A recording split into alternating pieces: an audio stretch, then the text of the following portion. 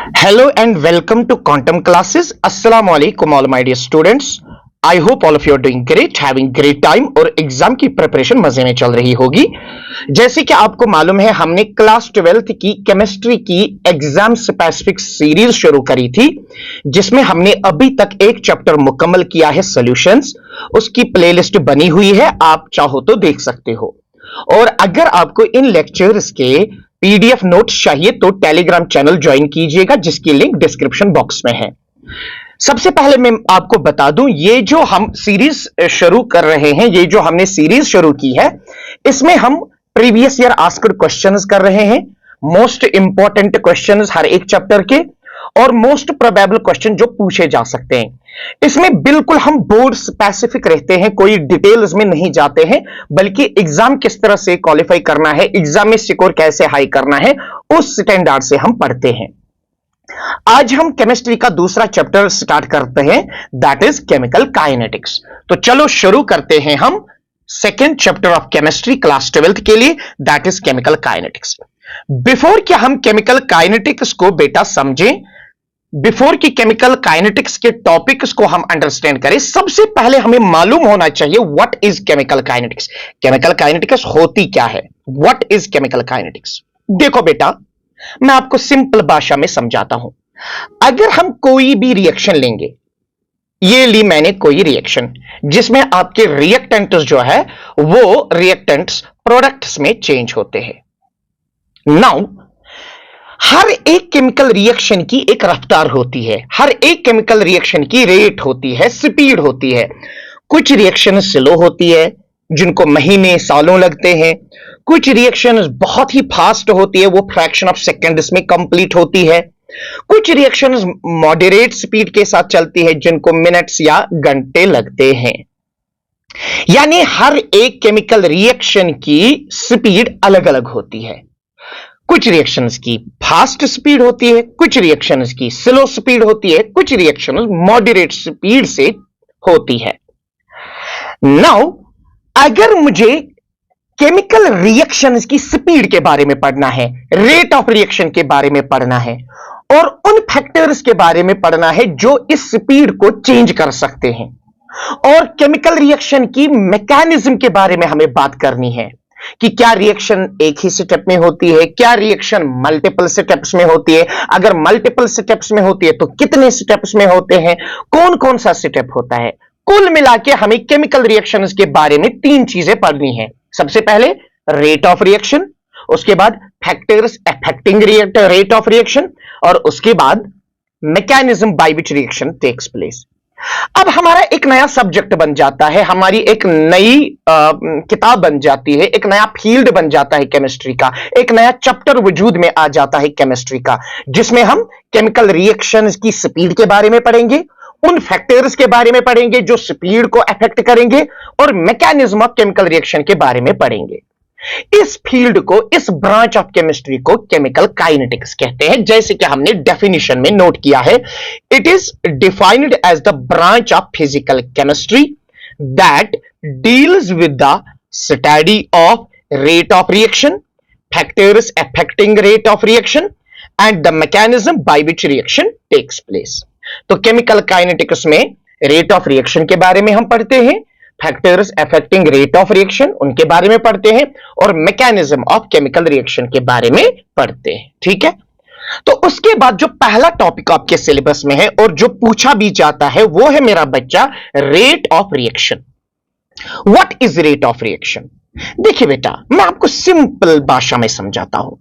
अगर मान लीजिए ये कोई रिएक्टेंट है, ये चेंज हो जाता है प्रोडक्ट में, ये जो रिएक्शन है ये किस स्पीड से हो जाएगी, यानी the speed with which this reaction takes place, ये जो रिएक्शन है ये किस रफ्तार से हो जाएगी, किस स्पीड से हो जाती है, उसी को हम नाम देते हैं रेट ऑफ रिएक्शन। देख बेटा मेरा, सपोज अगर हम टाइम लेंगे 0, सर इसका मतलब क्या होता है जब हम टाइम लेंगे 0, मतलब अभी रिएक्शन स्टार्ट नहीं हो चुकी है, अभी रिएक्शन को स्टार्ट हुए कुछ टाइम हुआ ही नहीं है। और जब t इज इक्वल टू 0, मान लीजिए उस टाइम पे जो रिएक्टेंट की कंसेंट्रेशन है दैट इज 10 मोलर, तो प्रोडक्ट की 0 मोलर होगी। क्योंकि टाइम इज इक्वल टू 0, अभी तो रिएक्शन स्टार्ट हुई ही नहीं। तो आपके पास जो भी होगा वो तो आपके पास क्या होगा, रिएक्टेंट, और रिएक्टेंट की कंसेंट्रेशन कितनी है, 10 मोलर। प्रोडक्ट अभी बना ही नहीं है क्योंकि अभी तो टाइम 0 है, अभी तो रिएक्शन स्टार्ट हुई ही नहीं है। अब मान लीजिए time is equal to 10 minutes, यानी अब रिएक्शन को स्टार्ट हुए 10 मिनट हो गए। क्या अब रिएक्टेंट की कंसेंट्रेशन आपको 10 मोलर मिलेगी? क्या अब रिएक्टेंट बराबर 10 मोलर होगा? नहीं। क्या 10 मोलर पर लीटर भी अभी होंगे रिएक्टेंट्स? नहीं होंगे। क्यों? 10 मिनट हुए हैं रिएक्शन को, इसमें से कुछ रिएक्टेंट प्रोडक्ट में चेंज हुआ होगा। मान लीजिए अब ये जो रिएक्टेंट है ये सिर्फ 10 मोलर रहा और जो 2 मोलर इसके कम हो गए वो प्रोडक्ट में चेंज हो गया। उसके बाद मान लीजिए हो गया 20 मिनट्स और 10 मिनट हो गए, ये रह गया 6 मोलर, ये बन गया 4 मोलर। उसके बाद मान लीजिए और 10 मिनट हो गए, 10 मिनट्स, मान लीजिए ये रह गया अब 3 मोलर, ये रह गया ये बन गया है अब 7 मोलर। तो अगर आप देखोगे ध्यान से, टाइम के साथ 10 मिनट के बाद, 20 मिनट के बाद, 30 मिनट के बाद जो रिएक्टेंट की कंसंट्रेशन है वो अब कम होती जा रही है। क्यों? क्योंकि प्रोडक्ट बनना शुरू हो गया है और प्रोडक्ट की कंसंट्रेशन इंक्रीज हो गई है। देखिए, जब भी कोई रिएक्शन होती है, स्टार्ट होती है, तो रिएक्टेंट कन्वर्ट किस में हो जाता है, प्रोडक्ट में। तो रिएक्टेंट की कंसंट्रेशन डिक्रीज हो जाएगी और प्रोडक्ट की कंसंट्रेशन इंक्रीज हो जाएगी। जैसे कि यहां हमने देखा, जब टाइम क्या था, 0, जब रिएक्शन स्टार्ट नहीं हो गई थी तो हमारा जो रिएक्टेंट था वो कितना था, 10 मोलर। लेकिन फिर 10 मिनट हो गए, रिएक्टेंट 8 मोलर रह गया। फिर 20 मिनट हो गए, रिएक्टेंट 6 मोलर रह गया। फिर 30 मिनट हो गए तो रिएक्टेंट 3 मोलर रह गया। लेकिन यहां पहले देखो ना, जब टाइम 0 था, जब रिएक्शन स्टार्ट नहीं हुई थी तो प्रोडक्ट की कंसंट्रेशन थी 0 मोलर। लेकिन फिर 10 मिनट हो गए, प्रोडक्ट बनना शुरू हो गया, 2 मोलर, फिर 4 मोलर, फिर 7 मोलर। तो हमने सीखा कि जैसे जैसे टाइम होता जाता है तो रिएक्टेंट की कंसंट्रेशन डिक्रीज होती है और प्रोडक्ट की कंसंट्रेशन इंक्रीज होती है। This change in concentration of reactant or change in concentration of product with respect to time per unit time, this is called as rate of reaction। जैसे कि हमने यहां पे डेफिनेशन में नोट किया है, आप जरा देखिए, ध्यान से देखिए, रेट ऑफ रिएक्शन हमने पढ़नी है, ठीक है ना। It simply means the speed with which reaction takes place। Rate of reaction का मतलब सिंपली क्या होता है, किस रफ्तार से एक केमिकल रिएक्शन होती है। It is expressed in terms of change in concentration of reactants or products per unit time।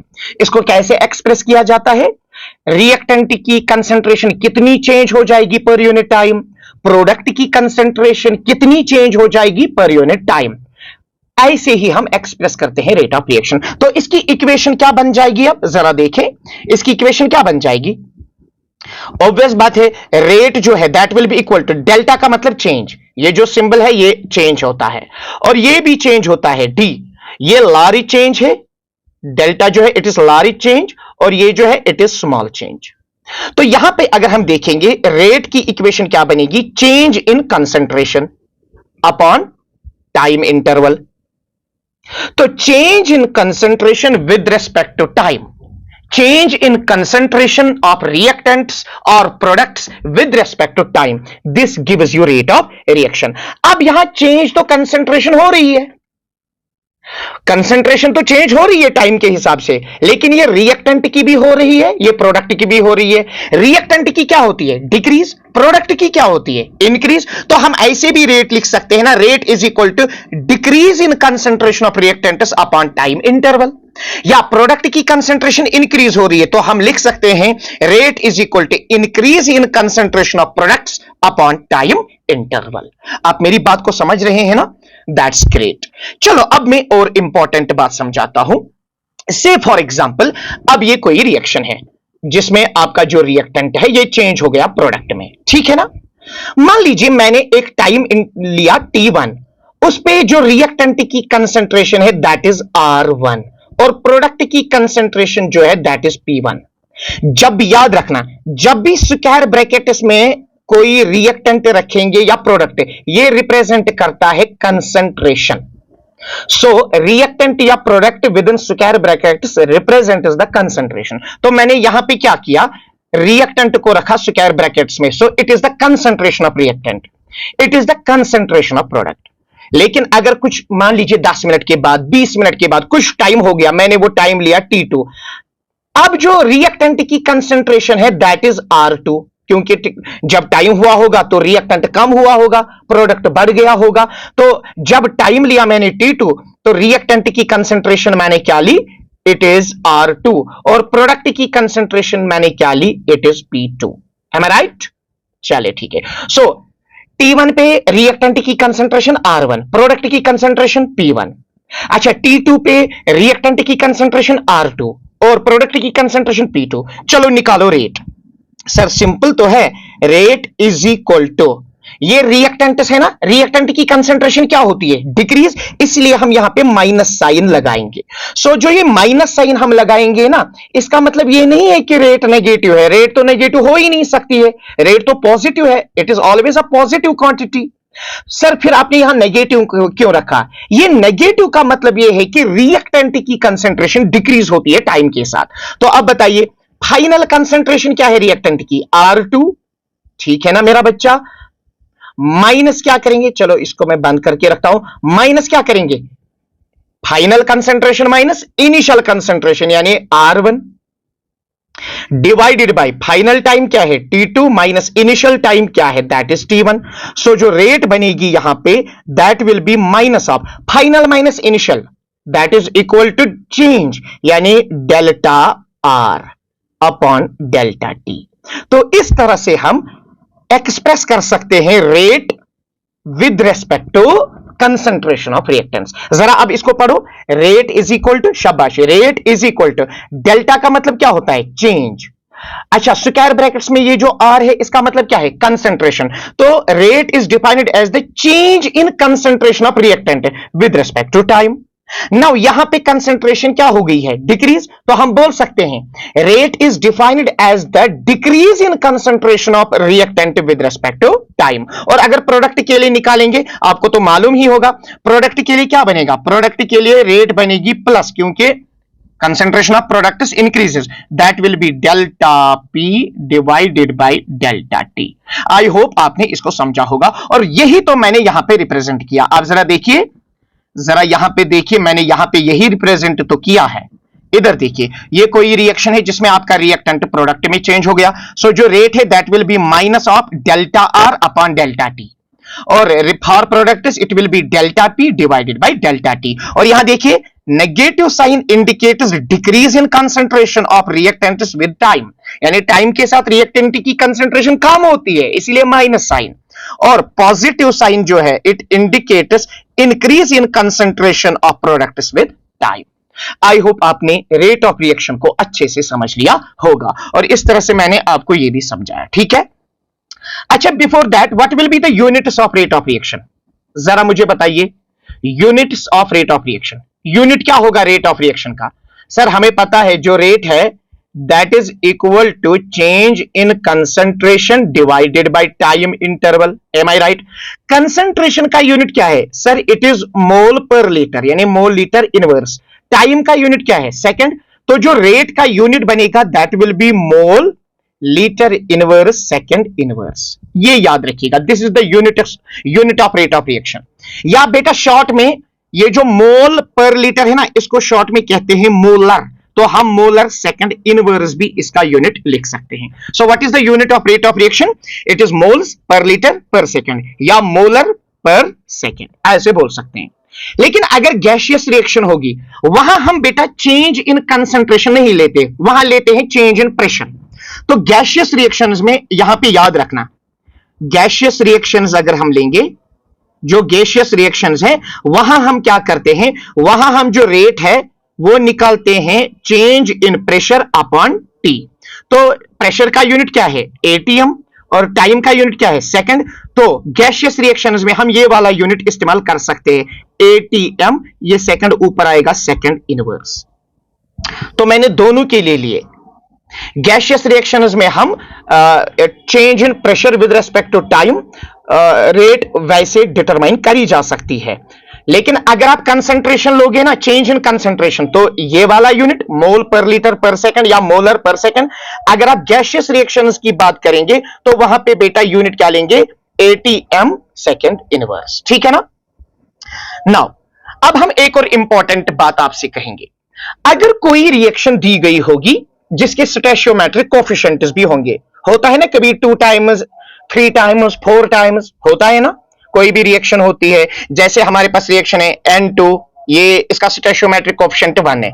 स्टोइचियोमेट्रिक coefficient हो गया ये वाला। देखिए, किसी भी रिएक्टेंट के पहले या प्रोडक्ट के पहले जो ये नंबर है ना, ये होते हैं स्टोइचियोमेट्रिक कोएफिशिएंट्स। अब याद रखिए, जब हम रिएक्शन को बैलेंस करते हैं ना, तो कुछ ना कुछ स्टोइचियोमेट्रिक कोएफिशिएंट्स आते हैं। जैसे मैंने ये रिएक्शन ली, AA plus BB give CC plus DD। इसमें जो ये small a, small b, small c, small d है, इनको कहते हैं स्टोइचियोमेट्रिक कोएफिशिएंट्स। जैसे यहां पे अगर मैं देखूं, ये वाली जो रिएक्शन है, इसमें यहां स्टोइचियोमेट्रिक कोएफिशिएंट 1 है, इसमें यहां स्टोइचियोमेट्रिक कोएफिशिएंट 3 है, इसमें यहां स्टोइचियोमेट्रिक कोएफिशिएंट कितना है, दैट इज 2। अगर मैं कोई भी जनरल इक्वेशन लूं, पहले मैं इसको रब करता हूं। हां, ये देखिए, ये कोई रिएक्शन है, जनरल रिएक्शन है कोई, AA plus BB give CC plus DD। अगर मुझे रेट एक्सप्रेस करनी है तो मैं कैसे रेट को एक्सप्रेस करूं? So rate will be equal to, reactant के लिए माइनस साइन। जैसे मैं पहले आपको एक सिंपल एग्जांपल समझाता हूं।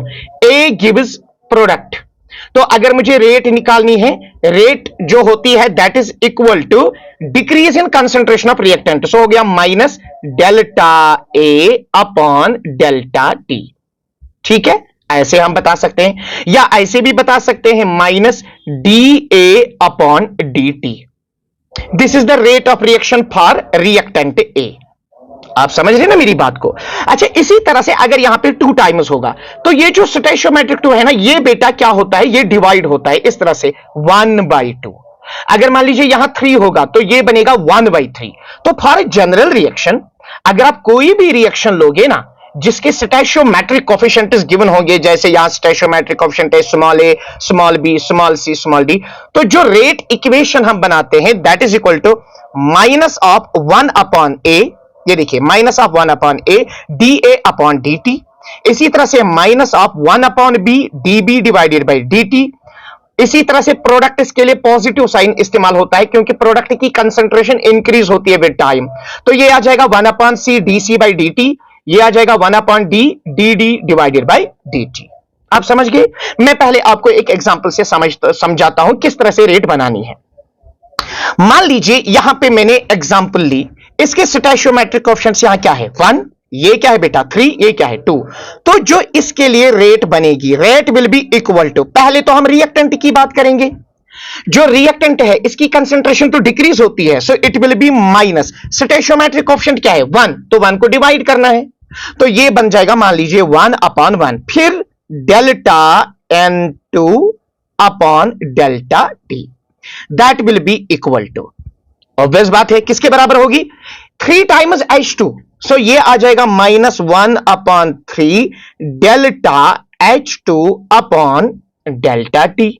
वो किसके बराबर होगा, that will be equal to this, यानी plus 1/2 delta NH3 upon delta T। इस तरह से अगर आपको कोई भी जनरल इक्वेशन दी गई हो, आप उसकी ये रेट एक्सप्रेशन, ये जो रेट इक्वेशन है, ये बना सकते हो। चलो मैं एक और एग्जांपल आपके सामने देता हूं, जरा आप इसको ट्राई कीजिए। फॉर एग्जांपल, मेरे पास एक इक्वेशन है 3 times A plus 2 times B gives 4 times C और देता है D। अगर मुझे इसकी रेट इक्वेशन बनानी होगी, मैं कैसे बनाऊं? So rate will be equal to, stoichiometric coefficient is 3 और ये रिएक्टेंट के लिए तो minus sign, so minus 1 upon 3, फिर आ जाएगा DA डिवाइडेड बाई DT। ये किसके बराबर होगा, it will be minus 1 upon 2 DB divided by DT। ये किसके बराबर होगा, plus of 1 upon 4 DC divided by DT। ये किसके बराबर होगा, it will be plus of 1, यहां तो स्टोइचियोमेट्रिक कोएफिशिएंट 1 ही होगा तो लिखने की जरूरत ही नहीं है, so it will B DD upon DT। इस तरह से हम किसी भी केमिकल रिएक्शन की रेट इक्वेशन बना सकते हैं। आप मेरी बात को समझ गए ना? तो चलो ये वाला क्वेश्चन करते हैं, किस तरह से बनाएंगे हम, जरा बताइए किस तरह से बनाएंगे इसका। सर यहां पे stoichiometric option 2, so rate will be equal to minus of 1/2, ये आ जाएगा dSO2 अपॉन dt। ये किसके बराबर आ जाएगा? यहां तो स्टोइकोमेट्रिक ऑप्शन 1 है, तो सीधे हम लिखेंगे minus of dO2 upon dt। ये किसके बराबर आएगा? चेंज इन दिस, सो ये आ जाएगा plus 1/2 dSO3 divided by dt। तो इस तरह से आप ये इक्वेशन बना सकते हो, रेट ऑफ रिएक्शन की इक्वेशन बना सकते हो। आई होप अब आप ये कर सकते हो, ठीक है ना? तो चलो मैं एक और इंपॉर्टेंट एग्जाम्पल दिखाता हूं। मान लीजिए मेरे पास है 3a गिव्स 2b। जरा बताइए रेट कैसे निकालोगे, रेट इक्वेशन कैसे लिखोगे? सर बात तो सिंपल है, rate will be equal to minus of 1/3, ठीक है ना? ये डिवाइड करना है, सो फिर आ जाएगा dA divided by dt is equal to, ये तो प्रोडक्ट है, so it will be plus 1/2 dB divided by dt। इस तरह से रेट ऑफ रिएक्शन की इक्वेशन हम बनाते हैं। आई होप आपको समझ में आ गया होगा किस तरह से हम बेटा बैलेंस्ड केमिकल इक्वेशन के लिए रेट इक्वेशन लिखते हैं, ठीक है ना? चले आगे बढ़ते हैं। उसके बाद एक और इंपॉर्टेंट टॉपिक है, most important topic, that is factors affecting the rate of reaction. मान लीजिए एक रिएक्शन होती है, इसकी कुछ स्पीड है, हम चाहते हैं कि जो इसकी स्पीड है इसको कम किया जाए, इसको ज्यादा किया जाए, रिएक्शन की स्पीड को बढ़ाया जाए। उससे पहले कि हम ऐसा करें, किसी भी केमिकल रिएक्शन की स्पीड को चेंज करें, पहले तो हमें यह पता होना चाहिए स्पीड किन फैक्टर्स पे डिपेंड करती है। तो वही फैक्टर्स हमने पढ़ने हैं, जिसमें सबसे पहला फैक्टर क्या है? Concentration of reactants. बात को समझिए, एक थ्योरी है जो कि मैक्सट्रॉटस ने दी थी। मैक्सट्रॉटस एक साइंटिस्ट था। मैक्सट्रॉटस ने एक थ्योरी दी जिसका नाम है कोलिजन थ्योरी, जिसका नाम है कोलिजन थ्योरी। ये जो कोलिजन थ्योरी है ये कहती है कि जब भी कोई रिएक्शन होती है उसमें जो रिएक्टेंट मॉलिक्यूल्स होते हैं वो पहले क्या करते हैं? एक दूसरे के साथ कोलाइड, तब जाके वहां पे क्या हो जाती है? रिएक्शन, और फिर बन जाता है product. So according to collision theory, reactant molecules पहले एक दूसरे के साथ कोलाइड करते हैं। जब वो कोलाइड करते हैं वहां पे ओल्ड बॉन्ड्स ब्रेक होते हैं और नए बॉन्ड्स बन जाते हैं, और during this collision reaction takes place and product is formed. अब ये जितने ये कोलिजन ज्यादा होंगे उतना प्रोडक्ट ज्यादा बनेगा, उतनी रेट ऑफ रिएक्शन ज्यादा होगी। तो याद रखिए, according to collision theory, reaction takes place when the reactant molecules collide with each other. Reaction तभी हो पाएगी जब रिएक्टेंट मॉलिक्यूल्स एक दूसरे के साथ क्या करेंगे? कोलाइड। नाउ जितनी कंसंट्रेशन ज्यादा होगी उतने मॉलिक्यूल ज्यादा होंगे, जितने मॉलिक्यूल ज्यादा होंगे उतने कोलिजन ज्यादा होंगे। अगर कोलिजन ज्यादा हो गए तो प्रोडक्ट की फॉर्मेशन ज्यादा हो जाएगी, रेट ऑफ रिएक्शन ज्यादा होएगी। दैट मीन्स शॉर्टकट में हम लिखेंगे जो रेट है that is directly proportional to concentration. तो चलो हम पहले यहां पे पढ़ते हैं क्या इफेक्ट है। Increasing the concentration of reactant increases the number of particles in given volume। ये तो कॉमन सेंस है। जैसे जैसे हम क्या करेंगे, जैसे जैसे हम इंक्रीज करेंगे कंसंट्रेशन ऑफ रिएक्टेंट्स, ठीक है, increasing the concentration of reactants क्या करता है? Increases number of particles in a given volume. उसमें नंबर ऑफ पार्टिकल्स बढ़ते हैं। फिर जैसे जैसे पार्टिकल्स बढ़ गए तो मोर फ्रीक्वेंट कोलिजन्स, जैसे more particles more frequent collisions, particles बढ़े तो कोलिजन्स बढ़े, कोलिजन बढ़े, higher chances of effective collision, उतने इफेक्टिव कोलिजन ज्यादा होंगे। इफेक्टिव कोलिजन का मतलब होता है ऐसा कोलिजन जिसमें प्रोडक्ट की फॉर्मेशन हो जाएगी। Faster is the reaction. जैसे कि एक एग्जांपल है, जब आप मैग्नीशियम की रिएक्शन करेंगे हाइड्रोक्लोरिक एसिड के साथ तो यहां पे मैग्नीशियम क्लोराइड और H2 गैस बन जाता है। जितना आप ये HCl की कंसंट्रेशन बेटा ज्यादा लोगे उतनी जो ये रिएक्शन है ना इसकी रफ्तार ज्यादा होगी, ये फास्टर हो जाएगी। आप समझ गए ना मेरी बात को? तो कुल मिला के आप याद रखेंगे इस तरह से, rate is directly proportional to concentration. याद रखिएगा, जैसे जैसे कंसंट्रेशन बढ़ेगी number of moles per litre बढ़ेंगे, उतनी पार्टिकल्स बढ़ेंगे, मॉलिक्यूल्स बढ़ेंगे, उतने कोलिजन ज्यादा हो जाएंगे। कोलिजन ज्यादा हो गए तो वहां प्रोडक्ट फॉर्मेशन ज्यादा हो जाएगी, स्पीड ऑफ रिएक्शन हो जाएगी ज्यादा। तो ये पहला फैक्टर है, that is concentration of reactants. उसके बाद दूसरा और सबसे अहम फैक्टर कॉमन सेंस है। टेम्परेचर का क्या इफेक्ट रहेगा? मान लीजिए ये एक रिएक्शन होती है, इसमें रिएक्टेंट चेंज होता है प्रोडक्ट में। कोलिजन थ्योरी ने पहले ही बोला था कि तब तक रिएक्शन होगी नहीं जब तक कि रिएक्टेंट मॉलिक्यूल्स कोलाइड ना करें। कोलाइड करने के लिए इनके पास होनी चाहिए काइनेटिक एनर्जी। अगर हम टेम्परेचर बढ़ाएंगे, समझ लेना, अगर हम टेम्परेचर बढ़ाएंगे तो वो जो रिएक्टेंट मॉलिक्यूल्स है उनकी जो काइनेटिक एनर्जी है वो भी बढ़ेगी। अगर काइनेटिक एनर्जी बढ़ेगी तो मॉलिक्यूलर मोशन ज्यादा हो जाएगी ना, तो कोलिजन फ्रीक्वेंसी भी बढ़ेगी। तो अगर कोलिजन फ्रीक्वेंसी बढ़ गई, ऑब्वियस बात है वहां प्रोडक्ट की फॉर्मेशन ज्यादा हो जाएगी और जो रेट ऑफ रिएक्शन है वो भी ज्यादा होगी। कुल मिला के बात यह है कि जितना टेम्परेचर बढ़ेगा उतनी काइनेटिक एनर्जी मॉलिक्यूल्स की बढ़ेगी। काइनेटिक एनर्जी बढ़ी तो मॉलिक्यूलर कोलिजन ज्यादा हो जाएंगे, प्रोडक्ट की फॉर्मेशन ज्यादा हो जाएगी। आप मेरी बात को समझ रहे हैं ना? तो यहां पे इसी तरह हमने लिखा, raising the temperature increases kinetic energy of molecules, यानी टेम्परेचर को बढ़ाने पे काइनेटिक एनर्जी मॉलिक्यूल्स की बढ़ती है। उससे क्या होगा? Particles move faster.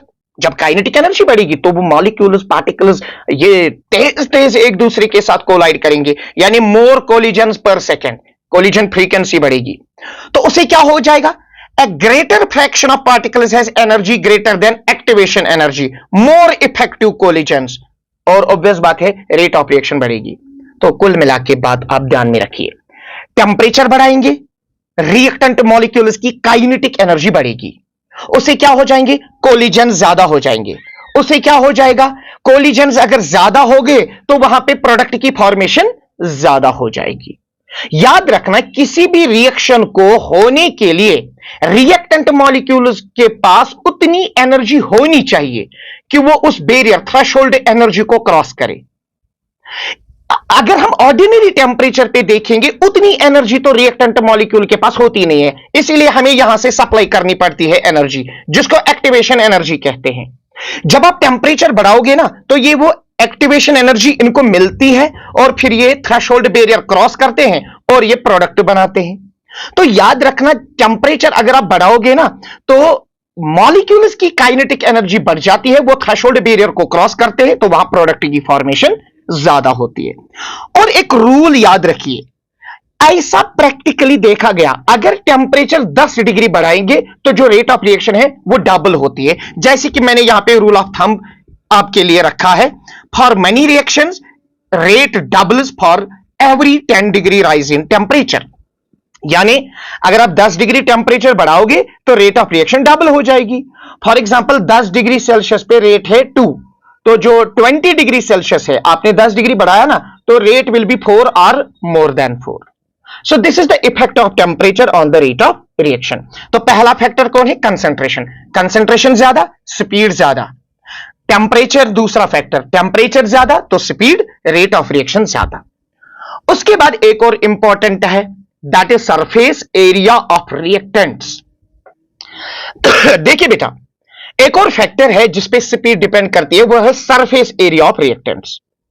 मैं आपको एक सिंपल बात समझाता हूं।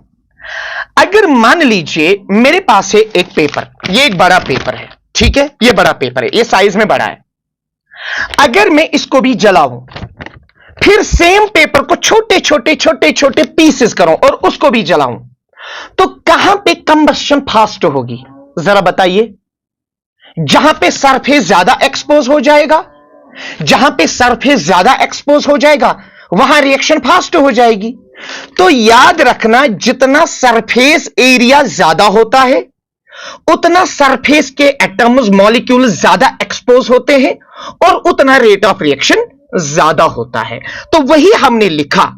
इसीलिए अगर हम पाउडर फॉर्म में लेंगे ना, पाउडर फॉर्म में रिएक्टेंट को लेंगे तो पाउडर फॉर्म में वो ज्यादा फास्ट रिएक्ट करेगा, क्योंकि पाउडर फॉर्म में सरफेस एरिया आपको ज्यादा मिलेगा और वहां ज्यादा से ज्यादा पार्टिकल्स एक्सपोज हो जाएंगे रिएक्शन करने के लिए। तो हमने यही यहां पे नोट किया, finally divided solids powdered reactants have large surface area than big chunks. तो उससे क्या होगा? Larger the surface area, more particles exposed for collision, faster is the rate of reaction.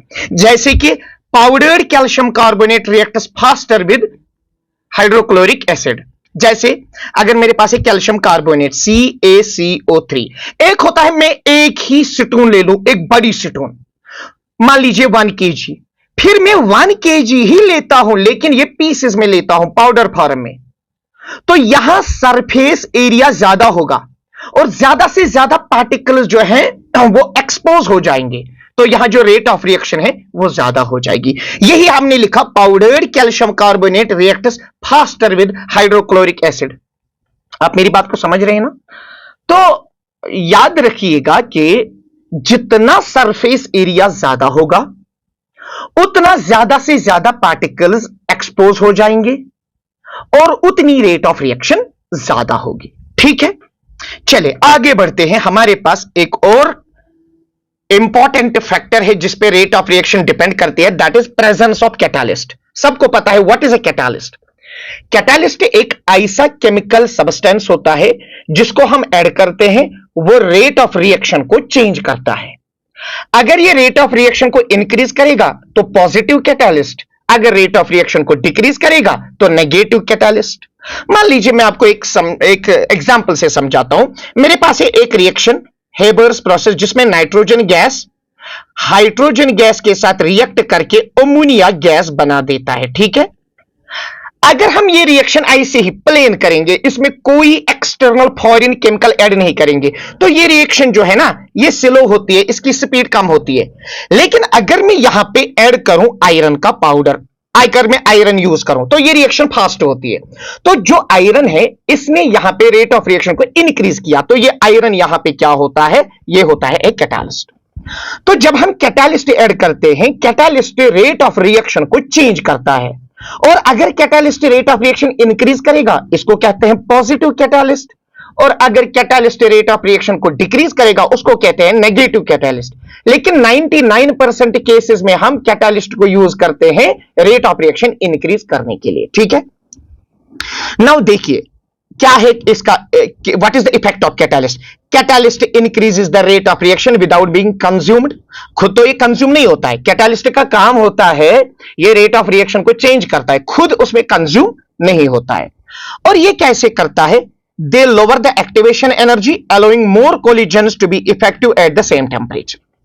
देख होता क्या है, जब भी कोई रिएक्शन होती है तो रिएक्टेंट मॉलिक्यूल्स को एक थ्रेशोल्ड बैरियर क्रॉस करना होता है। आप ऐसे समझो, मुझे एक रिएक्शन करनी है, ये वाली रिएक्शन जिसमें रिएक्टेंट को चेंज होना है प्रोडक्ट में, लेकिन इस रिएक्टेंट के पास 100 यूनिट एनर्जी होनी चाहिए, तब जाके इफेक्टिव कोलिजन होगा, प्रोडक्ट बनेगा। लेकिन इसके पास सिर्फ क्या है? 50। तो इसका मतलब इसको सप्लाई करना पड़ेगा यहां से 50। ठीक है ना, रिएक्टेंट को चाहिए कितनी, तब जाके वो इफेक्टिव कोलिजन करेगा और प्रोडक्ट बनेगा। 100 होनी चाहिए, लेकिन इसके पास है कितनी? 50। तो अभी पेंडिंग कितनी है जो बाहर से देनी पड़ेगी? दैट्स 50। ये जो आप बाहर से इसको दे रहे हो ना 50, this is called activation energy.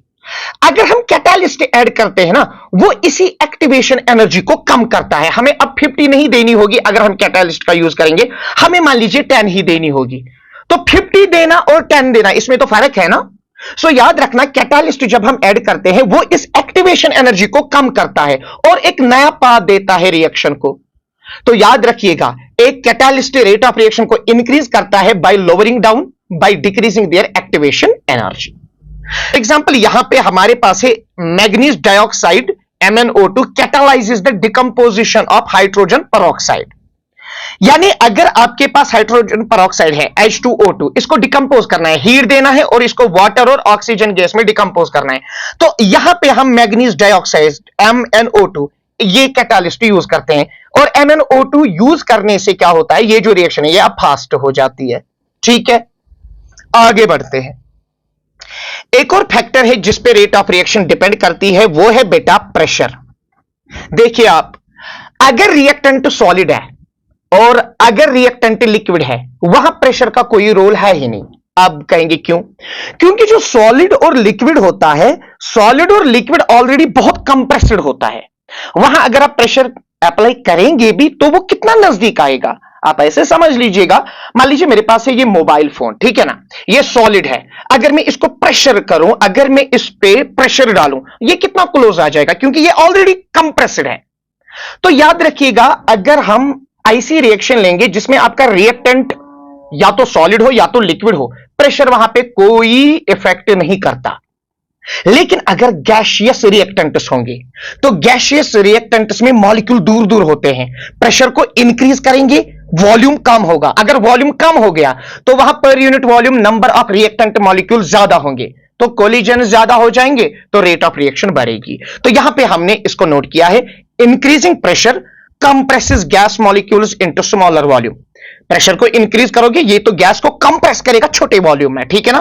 फिर उसे क्या होगा, higher pressure, higher concentration of gas molecules. जब आपने प्रेशर इंक्रीज किया ना, तो गैस मॉलिक्यूल क्लोज आ गए, तो कंसंट्रेशन ऑफ गैस मॉलिक्यूल्स बढ़ गई। उससे क्या होगा, मोर कोलिजन्स, उसे कोलिजन ज्यादा हो जाएंगे एंड फास्टर रिएक्शन, और रिएक्शन जो है वो फास्ट हो जाएगी। For example in Haber's process ammonia synthesis. Haber's process क्या होती है, जिसमें हम अमोनिया को सिंथेसाइज करते हैं। जैसे कि अभी मैंने लिखा था ना, नाइट्रोजन गैस को हाइड्रोजन गैस के साथ रिएक्शन करो, वहां पे अमोनिया निकलेगा, ठीक है।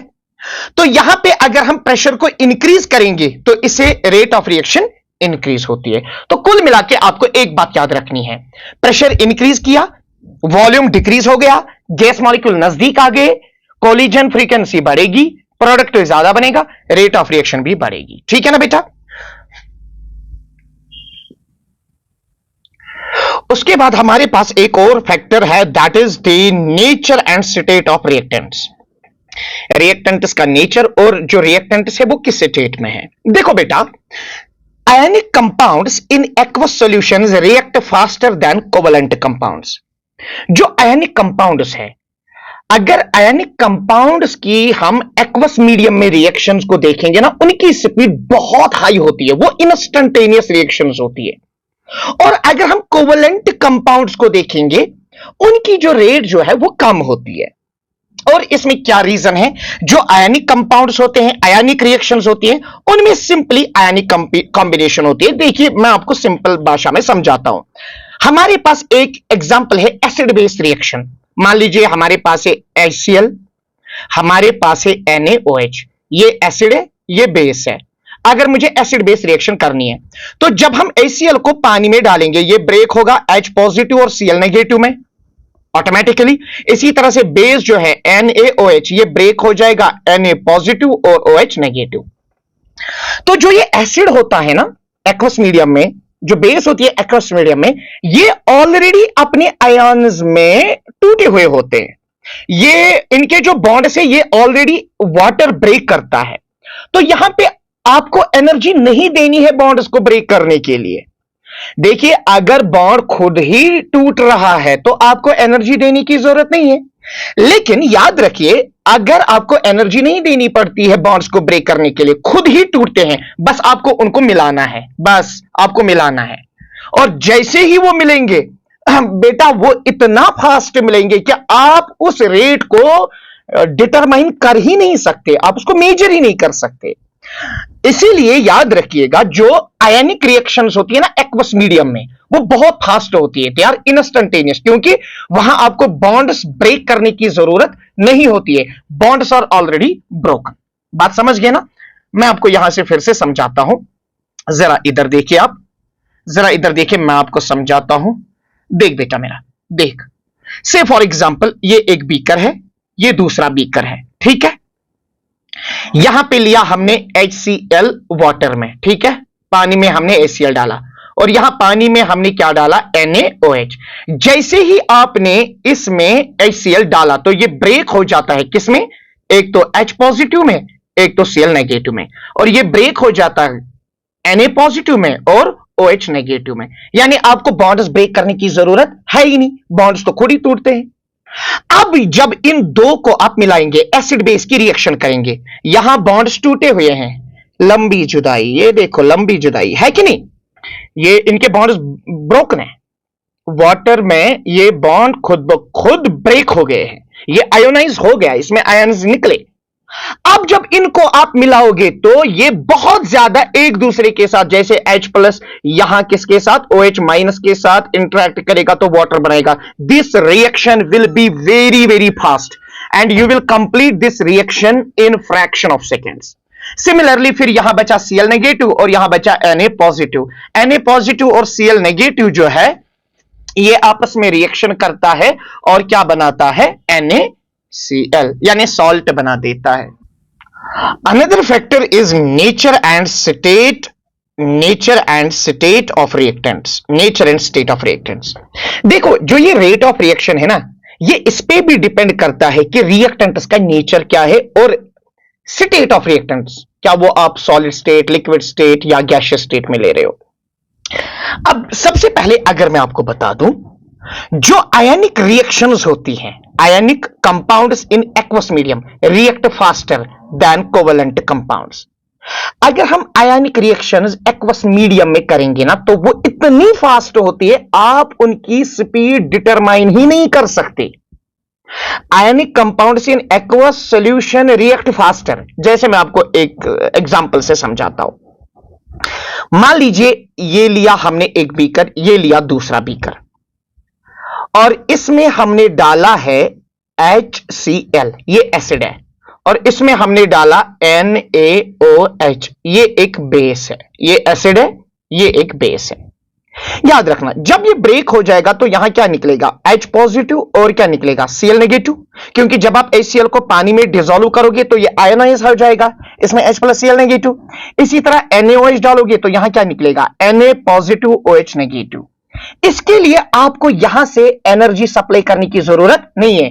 ये जो है ना HCl, ये खुद ही आयोनाइज होता है, खुद ही टूट जाता है, ये भी खुद ही टूट जाता है वाटर में, तो आपको एनर्जी देने की जरूरत नहीं है, खुद ब खुद सेल्फ आयोनाइजेशन होती है इनकी।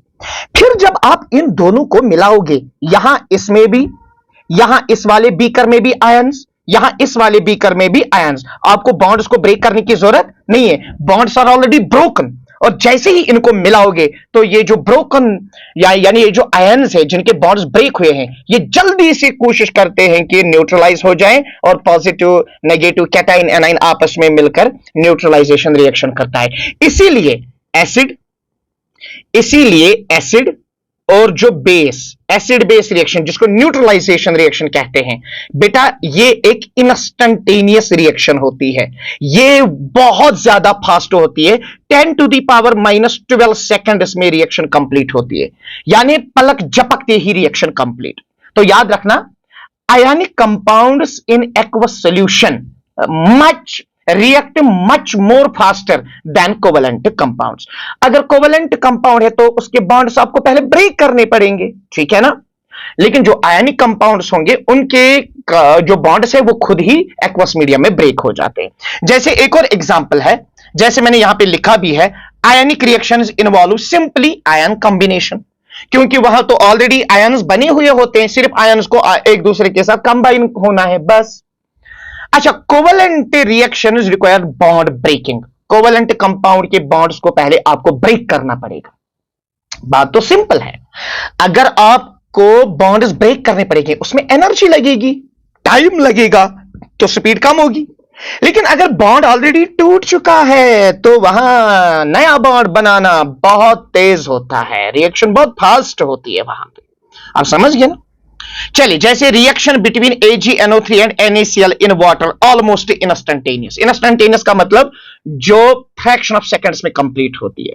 अगर हम क्या करें, अगर हम AgNO3 लेंगे एक्वस मीडियम में और NaCl का सॉल्यूशन बनाएंगे एक्वस मीडियम में, ये बनेगा Ag पॉजिटिव, ये बनेगा NO3 नेगेटिव, ये बनेगा Na पॉजिटिव, ये बनेगा Cl नेगेटिव।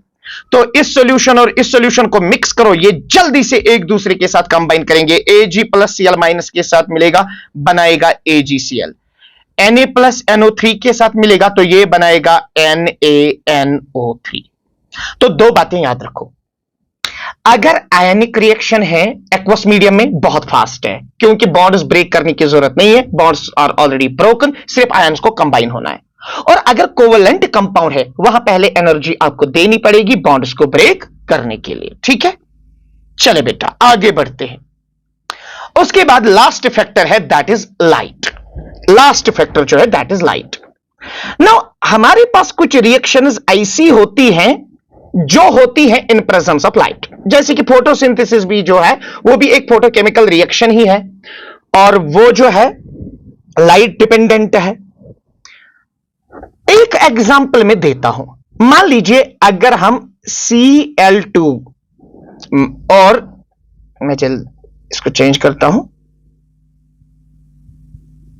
मान लीजिए अगर हम H2 और Cl2 की रिएक्शन करेंगे, हाइड्रोजन गैस और क्लोरीन गैस की रिएक्शन करेंगे in presence of sunlight. Sunlight बोले तो फोटॉन्स, H न्यू ये रिप्रेजेंट करता है सनलाइट फोटोन। तो यहां बनता है 2 times HCl।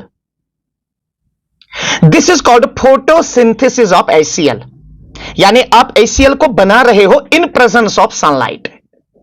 ठीक है, अब ये रिएक्शन होती कैसे है पहले समझना। ये जो हाइड्रोजन सिंगल बॉन्ड हाइड्रोजन है ना, इस बॉन्ड को ब्रेक करता है ये फोटॉन। ठीक है, यहां से फोटॉन आया, फोटॉन ने इस बॉन्ड की ब्रेकिंग करी और यहां होमोलिटिक फिशन हो जाता है, तो बनता है hydrogen free radical, hydrogen free radical.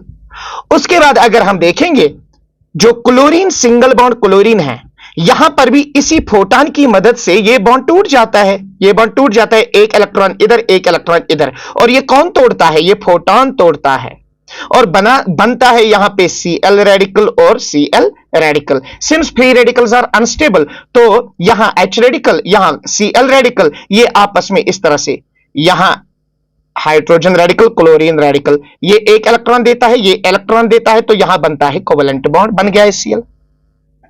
यहां समझने वाली बात है, अगर फोटॉन्स ना दें तो ये फ्री रेडिकल्स बनेंगे ही नहीं, क्योंकि बॉन्ड ब्रेक ही नहीं हो जाएगा।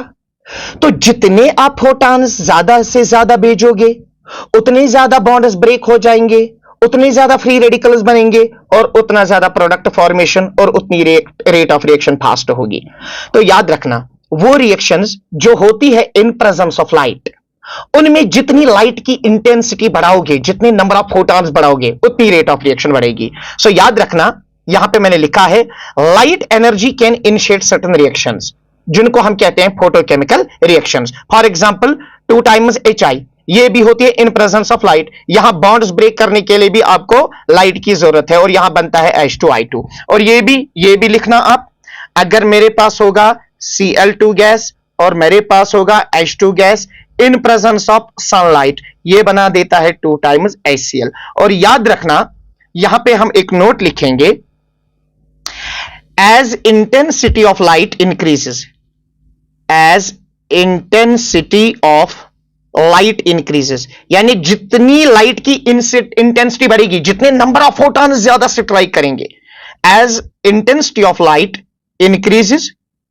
याद रखना rate of reaction increases, rate of reaction increases, rate of reaction increases. That means rate is directly proportional to intensity of light. आप समझ गए ना मेरी बात को? Rate of reaction is directly proportional to intensity of light. So these were the factors on which rate of reaction depends. बात clear हो गई ना? तो ये था हमारा पहला लेक्चर, जिसमें हमने एक तो अंडरस्टैंड किया व्हाट इज केमिकल काइनेटिक्स, और तो अंडरस्टैंड किया what is rate of reaction, how rate of reaction is expressed, और तो हमने यहां पे लर्न किया what are the factors that affect the rate of reaction. ठीक है बच्चा मेरा? तो चलिए आप इसको करिए, कल दूसरा लेक्चर आएगा और 3 लेक्चर्स में केमिकल काइनेटिक्स खत्म हो जाएगी।